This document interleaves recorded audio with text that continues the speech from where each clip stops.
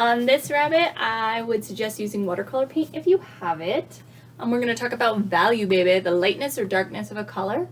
And with watercolor paint, you get a lighter color the more water you add, and you're going to have a darker shade the less water you add, okay? I also might add in a little bit of yellow to make my lighter shade a little bit more light. We don't have white necessarily for our watercolors. So I'm going to start in, and I'm going to dip my brush in that brown paint, and I'm going to get a lighter shade of brown. Lots of water, very little paint. I'm going to start on one side with that, maybe even add in a little bit more yellow to that side. And then as I go across, I'm going to work towards the other side with a darker shade.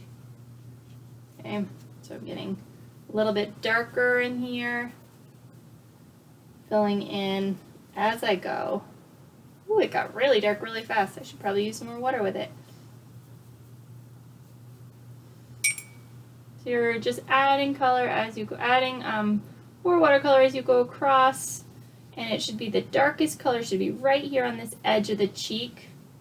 And you can go back in and add more paint on this side, but make sure it's still a lighter color. We're going across. You can paint right across that nose, or you can choose to give it details like a darker colored nose, like a black nose right here. I like my cheeks white. It's up to you. If you want to add some paint in there and go ahead and get a really super light color, we can do that. So I'm going to go ahead and add a very, very, very, very, very light brown here.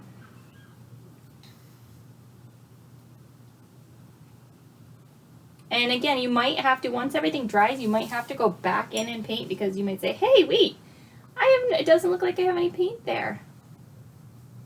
Okay, so finishing up that face, going right around. Notice I have a lot of different values of brown.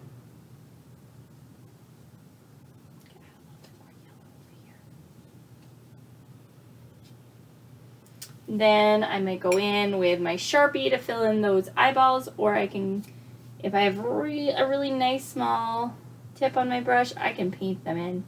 If that's going to be really tricky for you, I would suggest waiting and doing it with your Sharpie when you're done. Next, I'm going to go ahead in and get a darker shade right in the middle of my ear. There's not very much light getting in there. Same thing on the other side. Lots of brown, very little bit of water. I'm going to do the same thing right on the outside edge of my ear, tracing over my lines with my paintbrush. And then I'm going to go ahead and paint inside with a lighter shade of brown, so, or a lighter value. Getting a little bit of that yellow in there.